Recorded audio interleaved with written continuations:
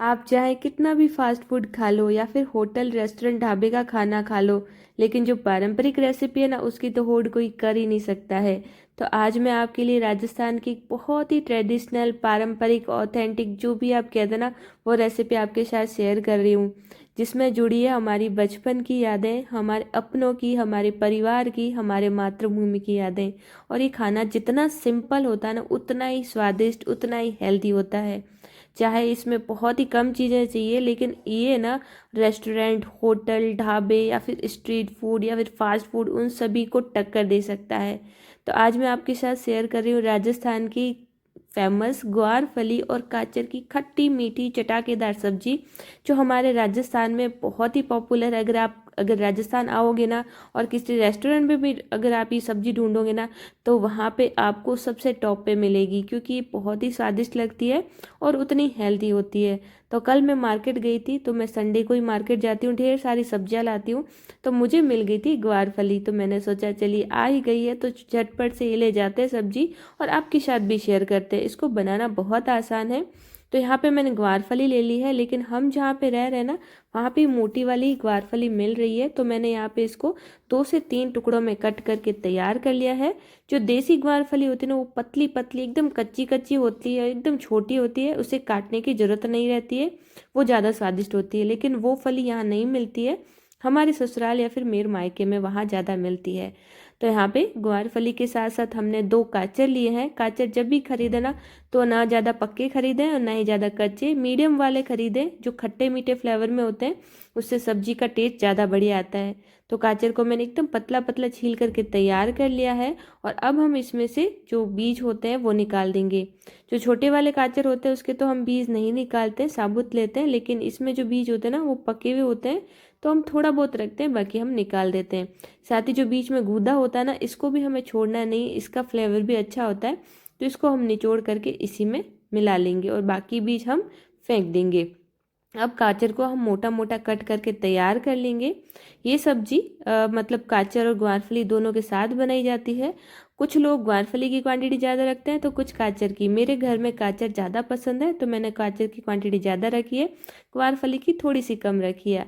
अब क्या करेंगे ना, ग्वारफली को थोड़ा सा उबाल लेंगे। तो पानी मैंने थोड़ा सा बॉईल कर लिया, उसमें थोड़ा सा नमक डाला है और ग्वारफली को 5 से 6 मिनट तक हाई फ्लेम पे उबलने के लिए छोड़ देंगे।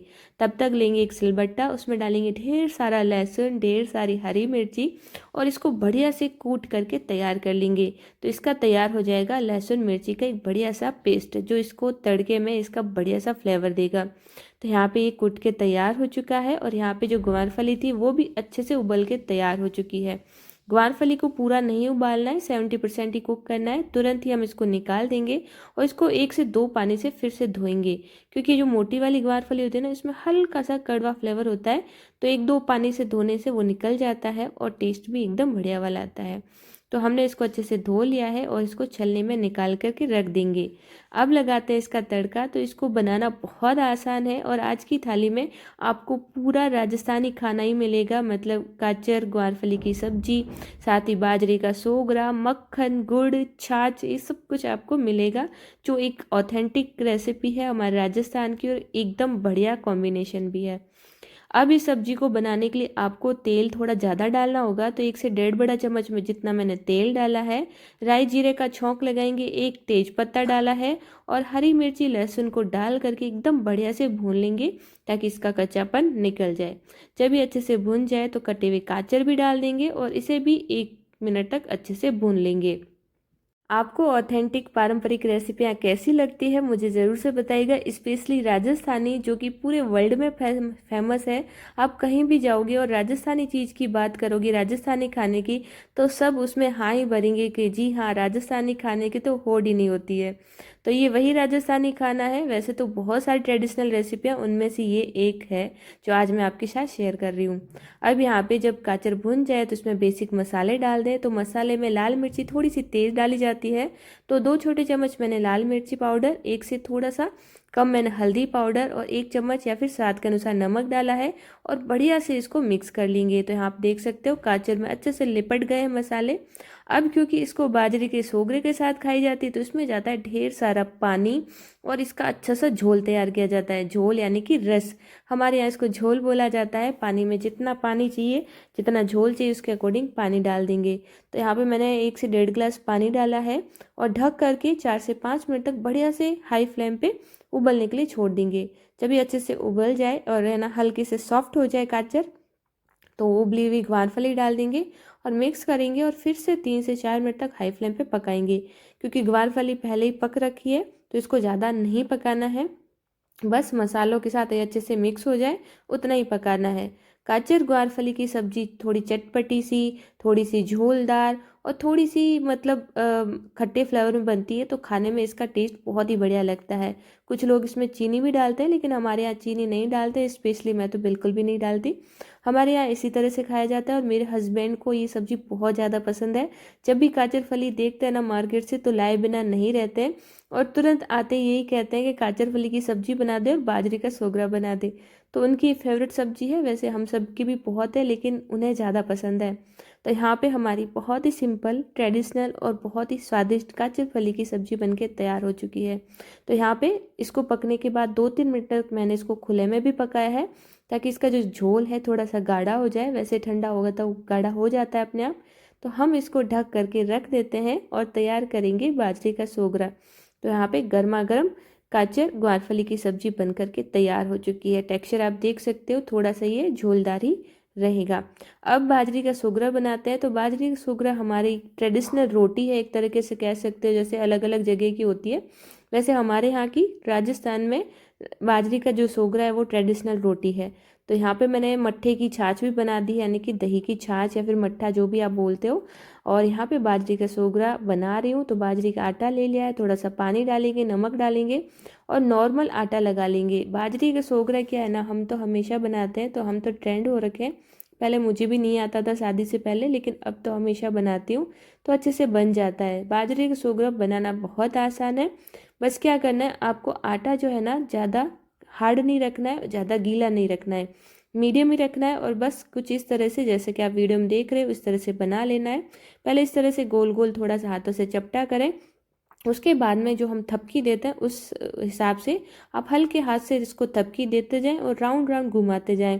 तो ये आराम से ना बेल जाती है, बड़ी हो जाती है। मतलब जितना आपसे कर पाओ उतना कर लें। अगर टूटना शुरू हो गई है तो बस उतना ही बेल लें, ज़्यादा बेलने की ज़रूरत नहीं है। 1-2 बार थोड़ी सी टूटेगी, फटेगी, लेकिन उसके बाद में आप इसमें ट्रेंड हो जाओगे तो अच्छे से आप रोटी बना पाओगे। तो यहाँ पे देखिए मैंने जितना मेरा हाथ है उसके अकॉर्डिंग मैंने बाजरे का सोगरा तैयार कर लिया है। अब मैं इसको बनाती हूँ मिट्टी के तवे पे। तो तवा अच्छे से गर्म होना चाहिए तभी रोटी अच्छे से बनेगी। तो यहाँ पे गर्मा गर्म तवे पे मैंने रोटी रख दी थी। जब एक तरफ से सिके तो हम इसको टर्न कर लेंगे। और कल ही मेरा तवा है ना, मैंने धोते समय हल्का सा क्रैक आ गया है तो मुझे नया लाना पड़ेगा। तो यहाँ पे आप कोई कमेंट ना करें उससे पहले मैं बता देती हूँ, हल्का सा क्रैक आ रखा है, लेकिन मुझे आज रोटी बनानी थी तो मैं इसी पे बना रही हूँ। अब मुझे नया लाना है। तो जब एक तरफ से बाजरे का सोगरा अच्छे से सिक जाए तो इसको हम गैस पे सेकेंगे ताकि एकदम क्रिस्पी करारा और चूल्हे जैसा बन के तैयार हो। मतलब चूल्हे पे बनती है ना बाजरे की रोटी, बस वैसे ही। तो यहाँ पे मैं अच्छे से हाई फ्लेम पे कंटिन्यूसली चलाते हुए इसको सेकूंगी। मतलब एक जैसे या एक जगह पे आपको नहीं रखना है, नहीं तो जल जाएगी और अंदर से भी कच्ची रह जाएगी। तो यहाँ पे बाजरे का सोगरा ना मेरे घर में मेरे ससुर जी, मेरे हस्बैंड, सबको एकदम कड़क करारा वाला पसंद है। क्योंकि उसमें डाला जाता है ढेर सारा घी या मक्खन, तो ऊपर वाला लेयर क्रिस्पी होते ना तो खाने में और ज़्यादा मज़ा आता है। तो यहाँ पे रोटी हमारी सिक गई थी, दूसरी रोटी मैं सेकने के लिए रख दी थी और ये मैं लगा रही हूँ थाली। तो यहाँ पे गर्मा गर्म सोगरे के ऊपर डाला जाता है मक्खन। तो मैं दूध के ऊपर जो मलाई आती है उसको इकट्ठा करती हूँ और लगभग मक्खन बना के रखती हूँ घर में। पराठा हो, बाजरे का सोगरा हो, उस पर अच्छा लगता है। वैसे तो घी भी अच्छा ही लगता है, लेकिन कच्चा मक्खन मिल जाए तो इससे अच्छा और हो गई क्या। ये स्वास्थ्य के लिए इतना ज़्यादा हेल्दी है ना कि मैं बता नहीं सकती हूँ। मतलब बताऊँ ही क्या, आपको पता ही है कि मक्खन कितना अच्छा लगता है और कितना स्वादिष्ट और कितना हेल्दी होता है।